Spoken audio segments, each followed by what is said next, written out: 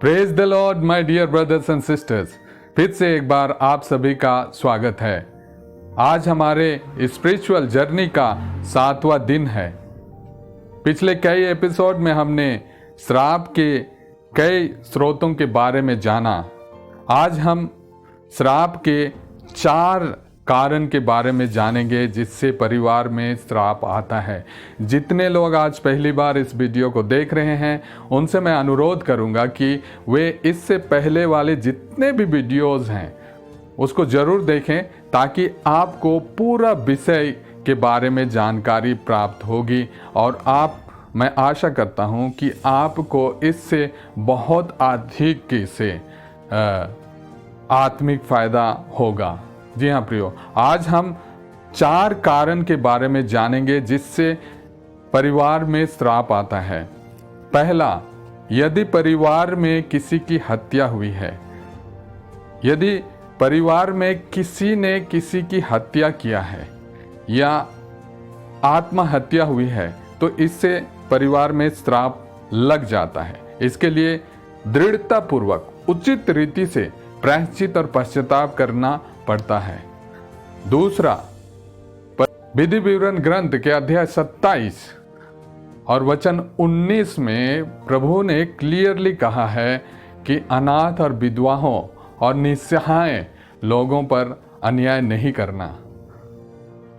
तीसरा है immoral sexual behaviour, यानी लैंगिक पापों की वजह से परमेश्वर ने एक लिमिटेड रेंज दिया हुआ है। अगर उस रेंज से बाहर अगर इस तरह की बात होती है इससे श्राप लगता है। जी हाँ प्रियो, जैसे बहुत हो रहा है। मैं आपको एक घटना बताता हूँ। जैसे एक लड़की थी, उसको वो एक लड़के से प्यार करती थी। उन्होंने शादी से पहले शारीरिक संबंध बनाया और जब वो लड़की गर्भवती हो गई तो लड़का को जब ये बताया गया कि उस लड़की ने बताया कि मैं गर्भवती हो गई हूँ, तो लड़का आकर के उसको 2 दवाई देता है और कहता है कि इसको खा लेना, तुम सही हो जाओगे। उस लड़की ने सोचा कि इससे कुछ नहीं होता है, उसने खाया और एक साथ 2 खा लिया और उसका गर्भपात हो गया। और कई सालों बाद में वो शारीरिक रूप से पूर्ण रूप से कमज़ोर हो गई। जब उसका शादी हुआ और शादी के बाद में जब गर्भवती हुई, जब उसका डॉक्टर ने कहा कि बच्चा स्वस्थ है, आप जन्म दे सकती हैं। बाद में बच्चा जन्म दिया तो मरा हुआ बच्चा मिला। तो इस तरह से जो श्राप है जो परिवार में आता है और एक व्यक्ति को इसका डायग्नोस करना बहुत मुश्किल होता है कि ये किस कारण से हो रहा है। और अगर आप पढ़ेंगे प्रवक्ता ग्रंथ के अध्याय 23 और वचन 32 से आगे तो व्यभिचारियों के बारे में लिखा हुआ है, क्लियरली लिखा हुआ है। व्यभिचारियों के संतान जड़ नहीं पकड़ते हैं, वे हमेशा दुखी रहते हैं, वो कभी उन्नति नहीं करते हैं। ये एक बहुत ही गंभीर श्राप है, इससे हमें सावधान रहना चाहिए।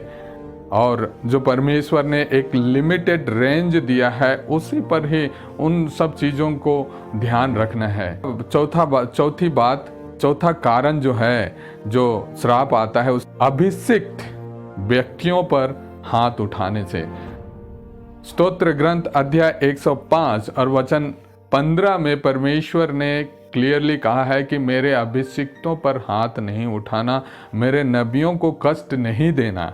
जी हाँ प्रियो, जो भी आपके पुरोहित हैं, जो सेवकगण हैं, जो चुने हुए लोग हैं, प्रचारक हैं, उन पर अगर आप हाथ उठाते हैं तो उससे श्राप लगता है। और उसके जो परिणाम हैं, कुछ परिणाम मैं संक्षिप्त रूप में आप लोगों को बताना चाहता हूँ। जैसे कि विश्वास खोने वाली आत्मा परिवार में कार्य करता है। बच्चे बिना संस्कार लिए मर सकते हैं। समय से पहले बच्चों की मृत्यु होना, इसके पीछे इस तरह की बातें हो सकती है। उसके बाद में विश्वास त्याग कर अन्य जगह में जाकर शादी करना और समय पर शादी नहीं होना, ये सब इस वजह से होता है। तो इसके लिए हमें दृढ़तापूर्वक पश्चाताप और पाप स्वीकार करने की आवश्यकता होती है। जो आने वाले दिनों में हम पश्चाताप की विधि के बारे में जानेंगे और विधि विवरण ग्रंथ के अध्याय 27 को पढ़ेंगे तो वहाँ पे बहुत सारे श्रापों के बारे में लिखा हुआ है। ये आपके लिए एक होमवर्क है, ज़रूर पढ़िएगा, इससे बहुत ज़्यादा आपको इसके बारे में जानकारी मिलेगी। अगले वीडियो में हम श्राप के और एरिया ऑफ सोल में देखेंगे कि किन किन एरिया में और कैसे श्राप काम करते हैं, और आगे और इससे आगे हम ज़रूर पश्चाताप की विधि के बारे में जानेंगे कि कैसे इनसे छुटकारा पाना है।